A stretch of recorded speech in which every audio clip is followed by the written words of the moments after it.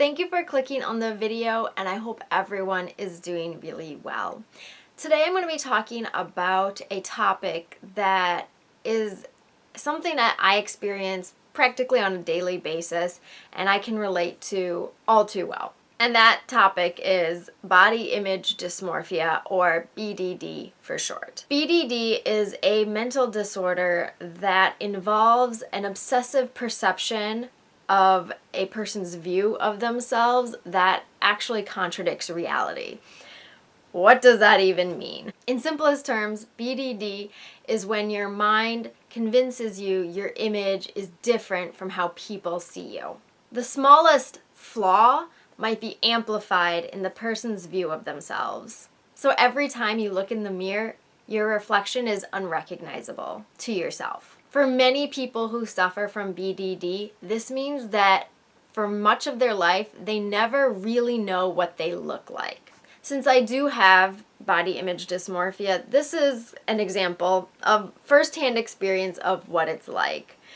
I have been told that I am ugly and fat, and I've been called every negative thing you could possibly imagine by my friends and family members. Even when I wasn't fat, I was still called fat. And so when I looked in the mirror, I didn't know who to believe. Do I believe my eyes, or do I believe my family or my friends? I was very torn between what was the truth. It got to the point where I completely distrusted my own eyes' capability of showing me what I looked like. At one point, there were literally 3 things I knew for certain that I was sure of. And those things were, I had pale skin, I had white pale skin, blue eyes, and dark brown hair. That was it. That is what, if you asked me to describe myself, those were the 3 things I could tell you for certain. There was nothing else. I could tell you how tall I was, but even my height, even when doctors measured me, I still distrusted it because of when I looked in the mirror, things just didn't match up.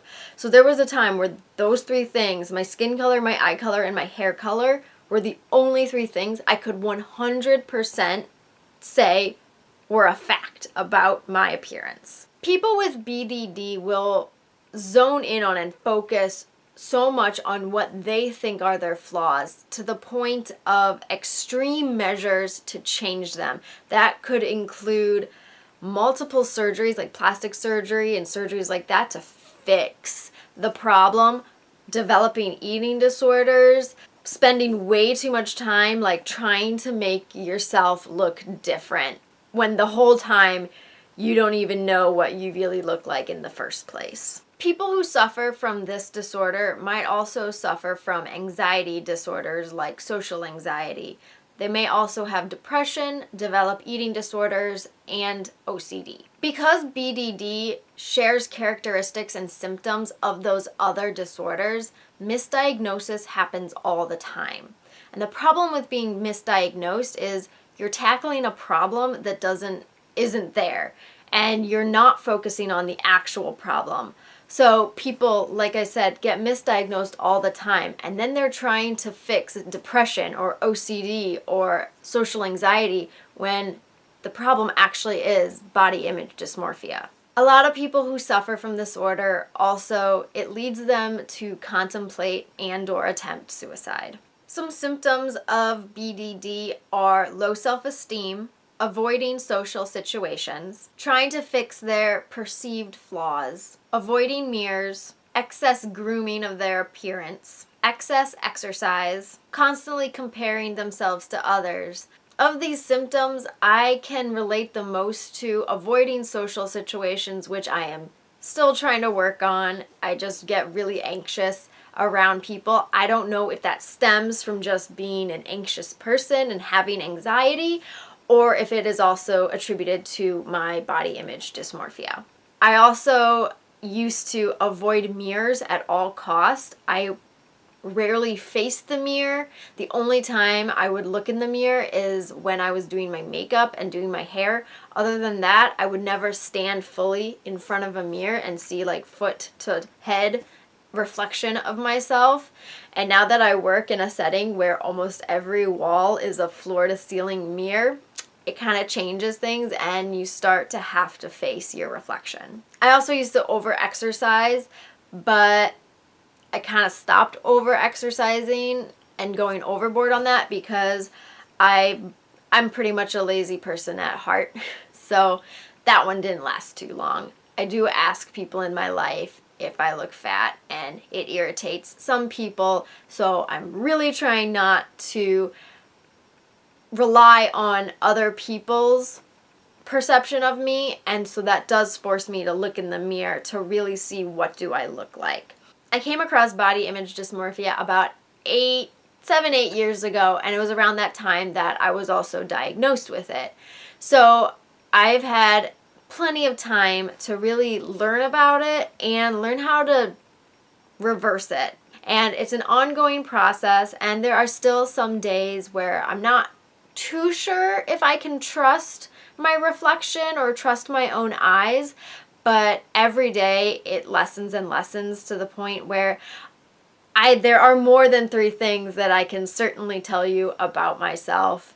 And it does have, those things do have to do with my body shape. So I can tell you things about how I look now other than my eyes, my hair, and my skin color. So that is my video on body image dysmorphia. It is a very tough disorder to live with because you're never really trusting anyone, and you're never really trusting yourself, which is something that that feeds eating disorders and keeps you sick and keeps you're not sane. And that's the one thing that you want to avoid or get over or conquer or heal from, is not thinking right in the head about yourself, because at the end of the day, you have to live in your body. So it's important that when you face a mirror, you see yourself and you know yourself, even if that means knowing yourself by your reflection.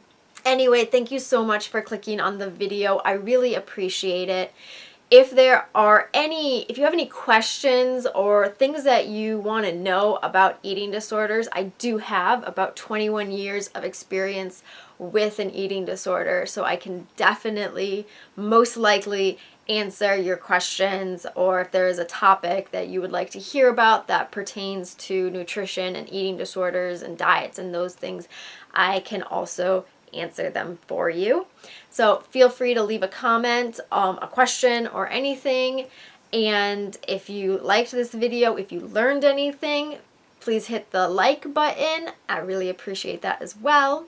If you like these types of videos, if you want to see more, feel free to subscribe, and I will see you next time. Bye!